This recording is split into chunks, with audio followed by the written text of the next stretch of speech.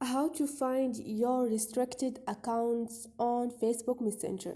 Hi guys, in this video I will show you how to find all your restricted accounts on your Facebook Messenger.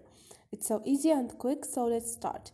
First thing, go to your Messenger and click on your profile. Now scroll down and click on privacy. And you have the third option, which is restricted account. Click on it and they're gonna show you a list of all your restricted accounts on your Facebook Messenger. If you want to see list of someone without blocking them, you can restrict them and the chat will appear here.